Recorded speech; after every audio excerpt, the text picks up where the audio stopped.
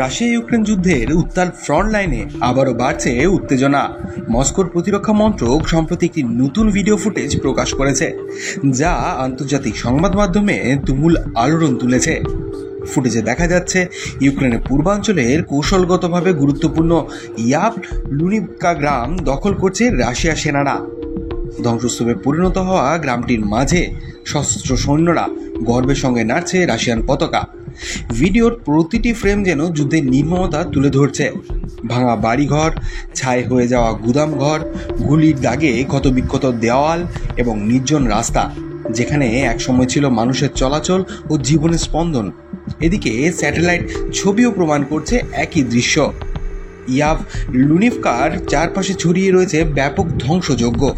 ধোঁয়া উঠছে, ক্ষতবিক্ষত ফসলি জমি, ভাঙা সেতু ও ধসে পড়া বিদ্যুতের খুঁটি যুদ্ধের তীব্রতা স্পষ্ট করে দিচ্ছে। বিশেষজ্ঞদের মতে এই ধ্বংসের পরিমাণ ইঙ্গিত দিচ্ছে যে ইয়াভলুনিভকা দখলের পথে রাশিয়ান সেনারা কঠোর লড়াইয়ের মুখোমুখি হয়েছিল।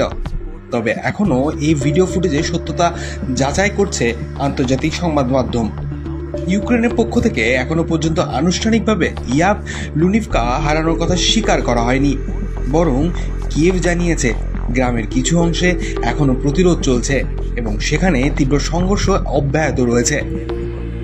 ভূরাজনৈতিক বিশেষজ্ঞরা বলছেন, ইয়াভলুনিভকা যদি সত্যিই রাশিয়ার দখলে চলে যায়, তবে পূর্ব ফ্রন্টে তাদের সামরিক অবস্থান অনেক শক্তিশালী হবে। এই গ্রামটি দখল মানে নিকটবর্তী কয়েকটি গুরুত্বপূর্ণ শহরের দিকে অগ্রসর হওয়া আরও সহজ হয়ে যাবে, যা ইউক্রেনের প্রতিরক্ষা ব্যবস্থায় বড় ধাক্কা দিতে পারে। এই ঘটনার ফলে ফ্রন্টলাইনে নতুন করে অস্থিতিশীলতা তৈরি হয়েছে।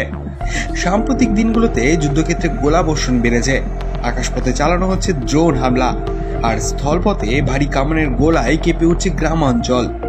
এর প্রভাব শুধু সামরিক ক্ষেত্রে নয়, মানবিক দিক থেকেও বিপর্যয় ডেকে আনছে।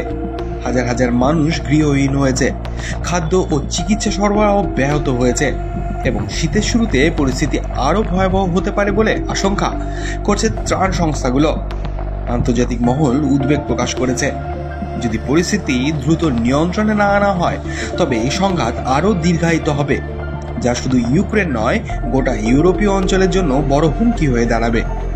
এখন প্রশ্ন একটাই, ইয়াভলুনিভকার দখলে কি যুদ্ধের গতি বদলে দেবে, নাকি এটি হবে আরও রক্তক্ষয়ী সংঘাতের সূচনা? উত্তর পেতে বিশ্বের চোখ এখন রাশিয়া ও ইউক্রেনের পরবর্তী পদক্ষেপের দিকে।